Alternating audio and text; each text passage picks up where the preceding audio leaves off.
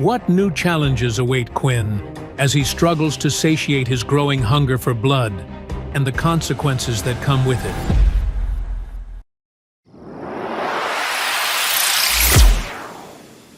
Finally, Quinn had reached the doctor's office, and he pulled the door wide open.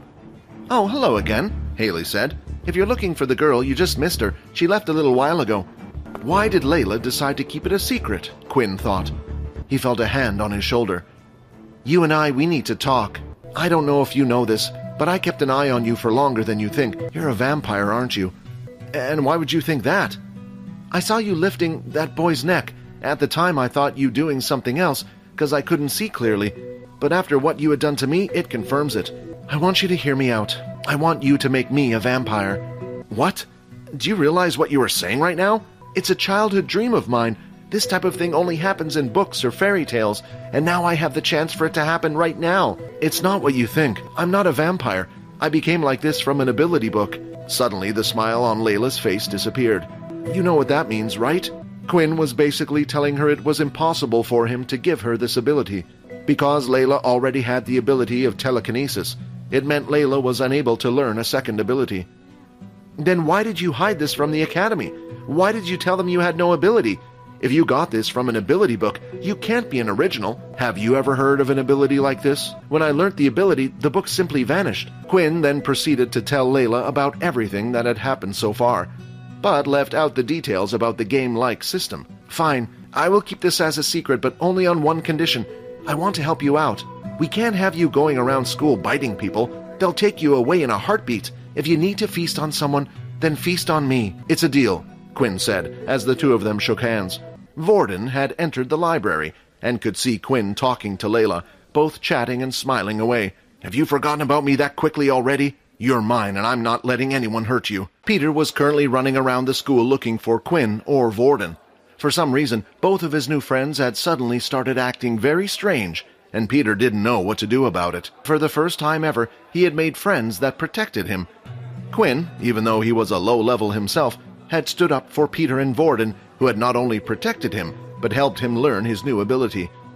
Although Peter had no clue what was going on with Quinn, he had some idea about what had changed Vorden.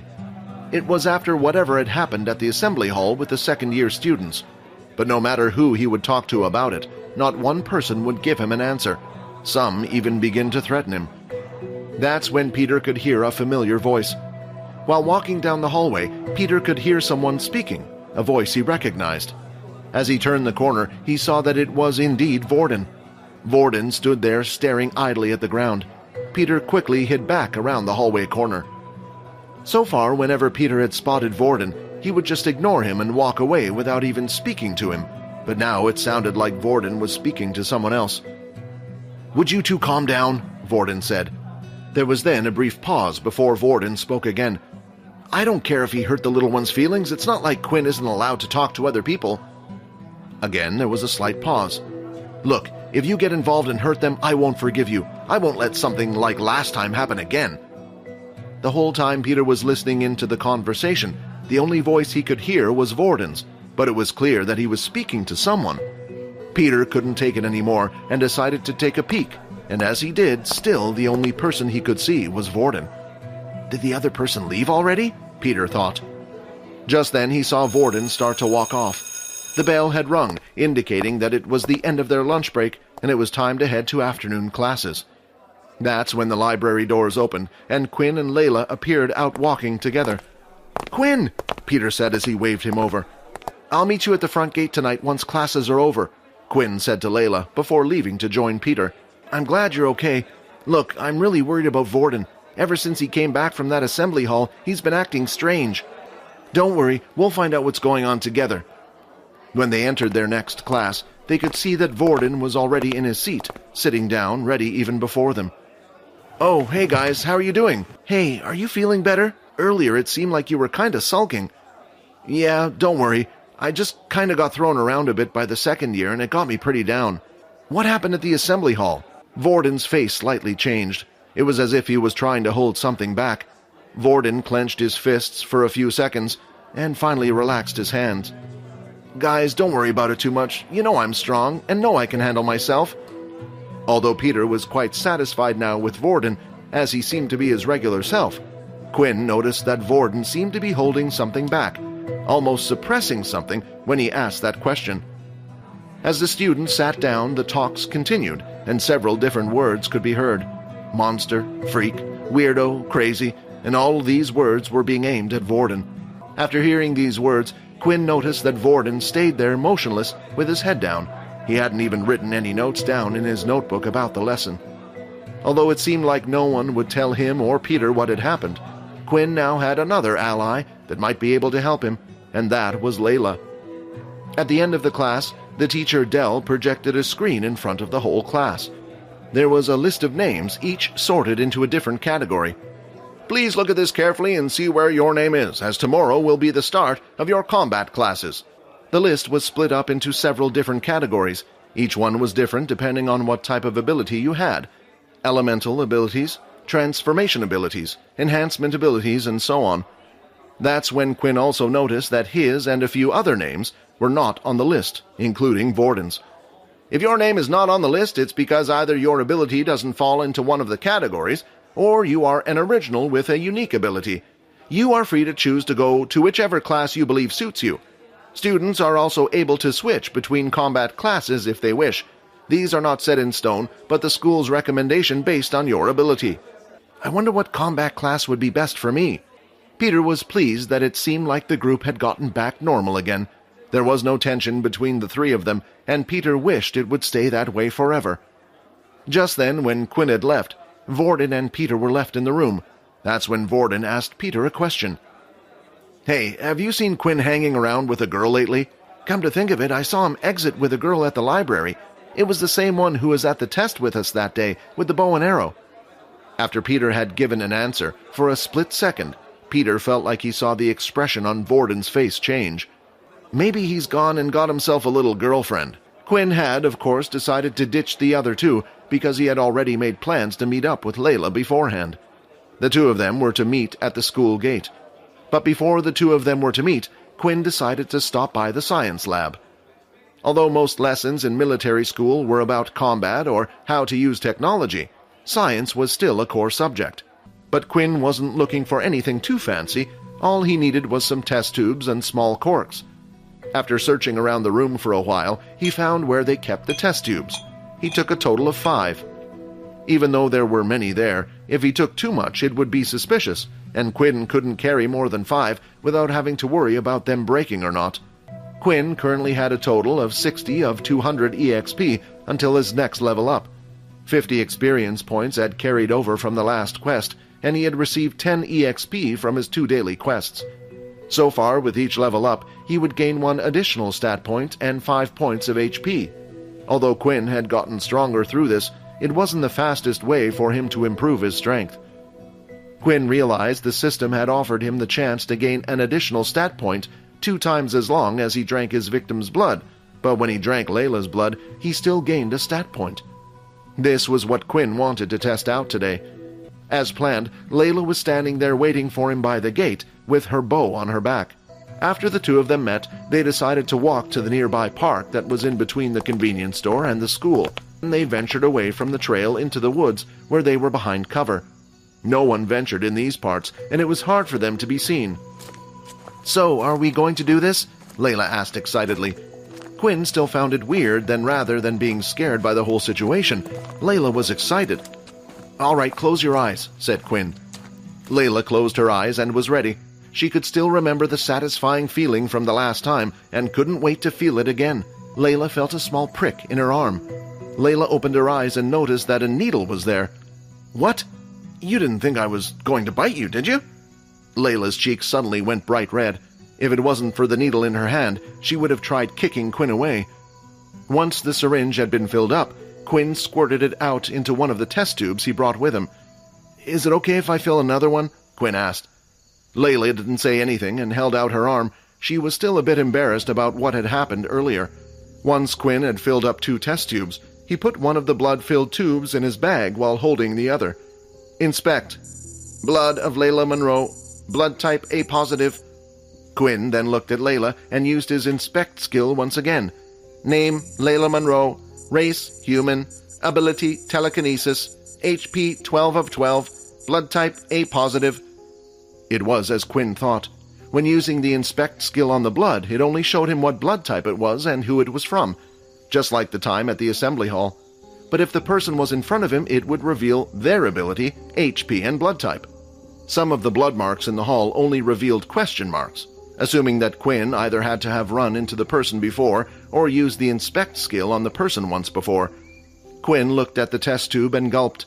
He then pulled out the cork at the top and started sniffing the blood.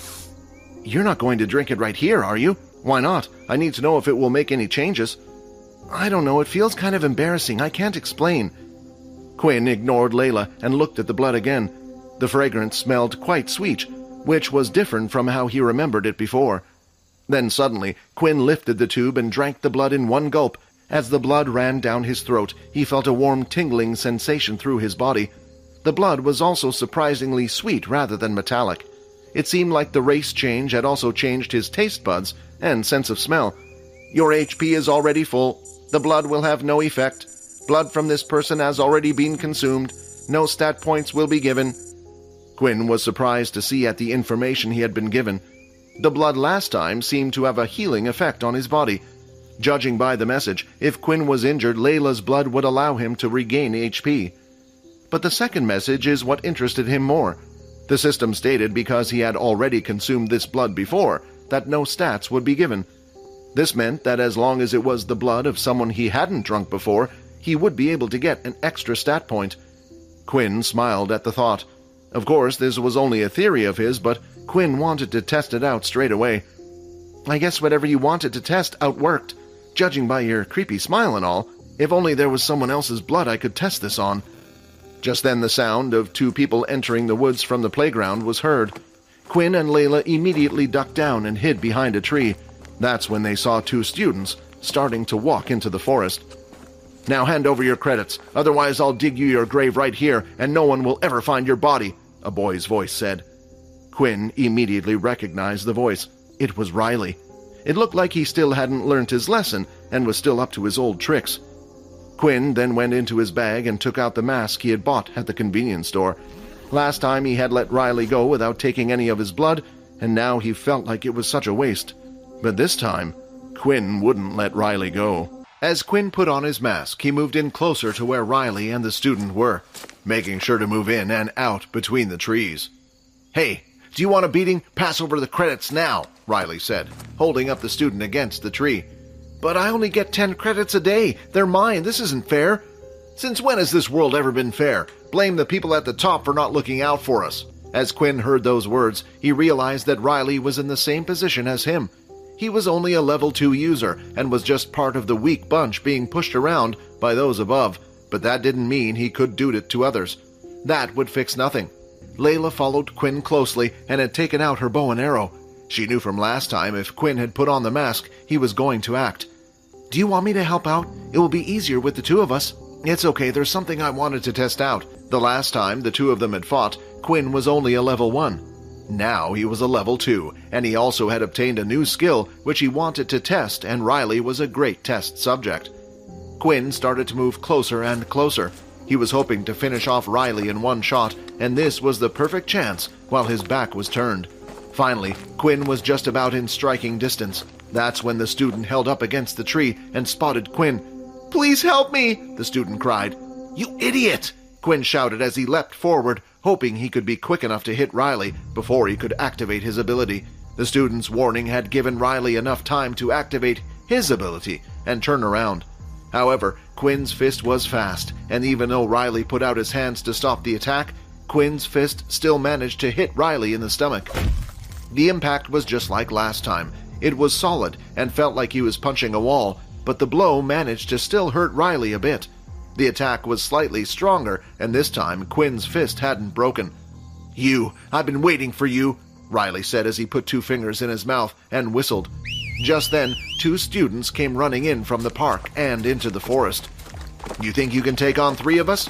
Quinn looked at the 2 students running towards them, and that's when an arrow came flying from the woods and hit one of them in the knee, causing the student to instantly fall to the ground. The other students went down to his friend. "What happened?" the student said.